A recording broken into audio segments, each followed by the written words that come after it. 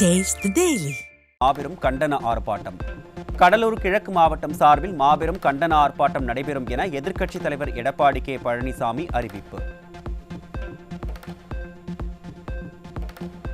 பேரணி என்ற பெயரில் நாடகம் நடத்திய திராவிட மாடல் ஸ்டாலினுக்கு கண்டனம்.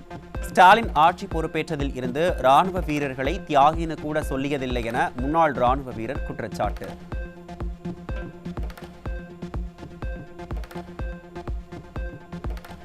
விழுப்புரம் மாவட்டம் செஞ்சி அருகே 15 வயது சிறுமியை கூட்டு பாலியல் வன்கொடுமை செய்த வழக்கில் தந்தை மற்றும் 4 சிறார்கள் உள்பட 6 பேர் கைது. விடியா திமுக ஆட்சியில் நாள்தோறும் சிறுமிகள் பாலியல் வன்முறைக்கு உள்ளாகி வருவதை தடுக்க அப்பா ஸ்டாலின் எப்போது துருப்பிடித்த இரும்பு கரத்தை எடுப்பார் என மக்கள் ஆவேச கேள்வி. திண்டுக்கல் மாவட்டத்தில் 3 சிறுமிகளிடம் பாலியல் அத்துமீறலில் ஈடுபட்ட 2 போக்சோவில் சிக்கினர். பச்சிளம் குழந்தைகள் மற்றும் பெண்களுக்கு பாதுகாப்பு அளிக்க முடியாத விடியா திமுக அரசு இருந்து என்ன பயன் என மக்கள் கேள்வி. மதுரை அருகே 17 வயது சிறுமிக்கு குழந்தை பிறந்ததை அடுத்து சிறுமியை திருமணம் செய்து கர்ப்பமாக்கிய இளைஞர் மீது போக்சோ வழக்கு பதிவு.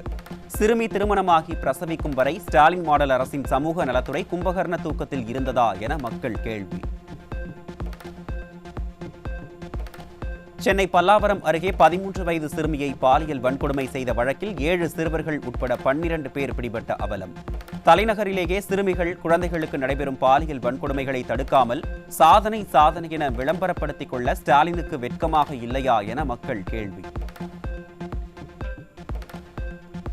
தேனி மாவட்டம் போடியில் இளைஞர்களின் வாழ்வை சீரழிக்க கொண்டுவரப்பட்ட 4 கிலோ கஞ்சா சிக்கியது. ஸ்டாலினின் திமுக ஆட்சியில் போதைப் பொருள் புழக்கம் நாளுக்கு நாள் அதிகரித்து வரும் நிலையில் ஏவல் துறை கும்பகர்ண தூக்கத்தில் இருக்கிறதா என மக்கள் கேள்வி. சென்னையில் விற்பனைக்காக வைக்கப்பட்டிருந்த 25 கிலோ கஞ்சா சிக்கியது. திமுக ஆட்சியில் கஞ்சா விற்பனை மையமாக சென்னை மாறிவிட்டதாக மக்கள் குற்றச்சாட்டு. தஞ்சை அருகே வீட்டில் தனியாக இருந்த மூதாட்டியிடம் இருந்த நகைகளை பறிக்க முயன்ற இளைஞர் பிடிபட்டார். திமுக ஆட்சியில் காவல்துறை மீது சிறிதும் பயமில்லாததால் கொள்ளை சம்பவம் தொடர்ந்து அதிகரித்து வருவதாக மக்கள் குற்றச்சாட்டு.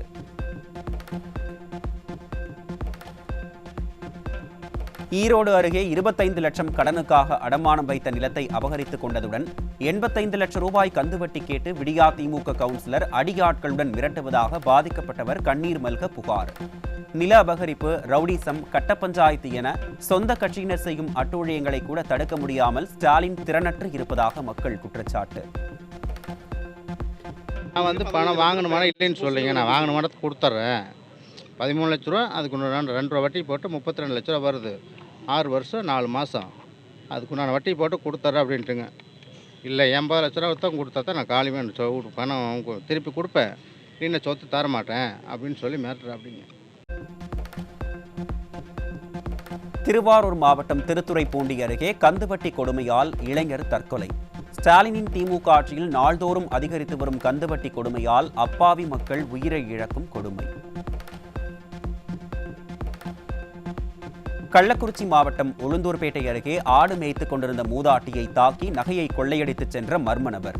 திமுக ஆட்சியில் காவல்துறை மீது சிறிதும் பயமில்லாததால் நகை பறிப்பு சம்பவம் தொடர்ந்து அதிகரித்து வரும் அவலம். கேரளாவில் நடப்பாண்டு முன்கூட்டியே தென்மேற்கு பருவமழை தொடங்குகிறது என இந்திய வானிலை ஆய்வு மையம் கணிப்பு. வழக்கமாக ஜூன் 1ஆம் தேதி தொடங்கும் பருவமழை 2025ஆம் ஆண்டில் மே 27ஆம் தேதியே தொடங்கும் என்றும் இந்த ஆண்டு இயல்பை விட அதிக மழை பொழிவு இருக்கும் எனவும் எதிர்பார்ப்பு.